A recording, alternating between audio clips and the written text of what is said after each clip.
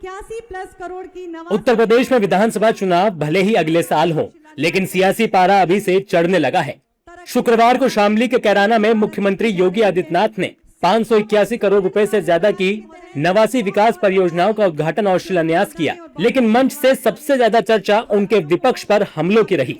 CM Yogi Adityanath ने Samajwadi party से लेकर कांग्रेस को निशाने पर लेते हुए कानून व्यवस्था, माफिया और डेमोग्राफी जैसे मुद्दों पर जमकर घेरा।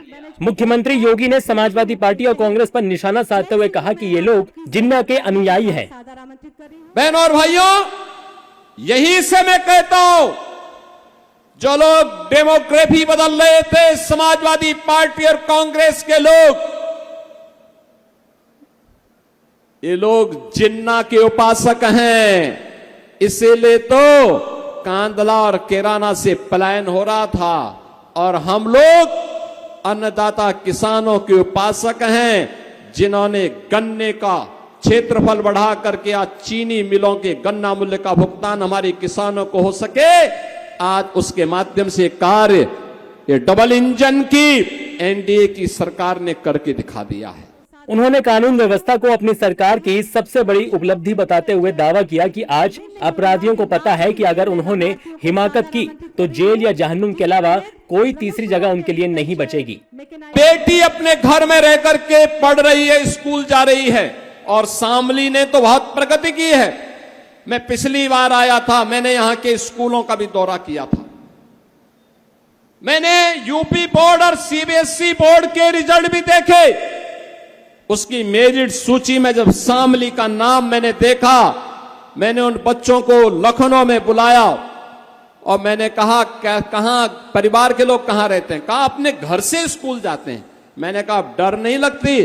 कहा नहीं, अब तो डबल इंजन की सरकार है, अपराधी जानता है अगर उसने कुछ भी हिमाकत की तो जेल या जहन्नुम में से दूसरी जगह तीसरी मिलने वाली नहीं है।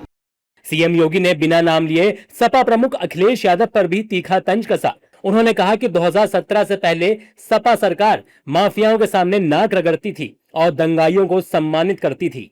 2017 के पहले सोने वाली लोग थे। याद करिए, सो करके ही 12 बजे उठते थे, 2 बजे तक तैयार होते थे, 5 बजे फिर जिम में चले जाते थे। तो जनता के लिए कहां उनके पास फुर्सत थी? जनता के लिए फुर्सत नहीं थी। ये लोग माफिया के सामने नाक रगड़ने वाले लोग थे। दंगाइयों को अपने घर में बुला करके उन्हें सम्मानित करते थे। अब यूपी बदल चुका है। आखिर में मुख्यमंत्री योगी ने शामली की पुरानी स्थिति का जिक्र करते हुए कहा कि कभी यहां गुंडागर्दी, पलायन और डेमोग्राफी बदलने की साजिश की चर्चा होती थी, जबकि आज विकास और सुरक्षा की बात हो रही है। शामली आज से 10 वर्ष पहले लोगों के लिए कोहतुल का विषय बना हुआ था। लोग इस बात को ढूंढते थे कि शामली जिला है कहां, जो इतना दहशत और भय का प्रतीक बना हुआ है।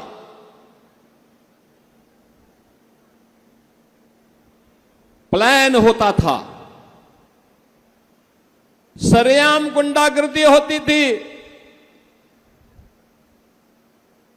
कोई भी सुरक्षित नहीं था। कैराना का पलायन, कांदला का पलायन, एक शरारत के तहत यहां की डेमोग्राफी को बदलने की जो साजिशें हो रही थी। शामली में सीएम योगी की हुंकार सिर्फ विपक्ष पर हमला नहीं, बल्कि इसे पश्चिमी यूपी में चुनावी संदेश के तौर पर भी देखा जा रहा है। विकास परियोजनाओं के मंच से जब माफिया, दंगाई, जिन्ना और डेमोग्राफी जैसे मुद्दे गूंजे तो साफ हो गया कि बीजेपी अब 27 के लिए अपनी राजनीतिक जमीन और मजबूत करने में जुट चुकी है। अब देखना होगा कि विपक्ष इन हमलों का कब और कैसे जवाब देता है।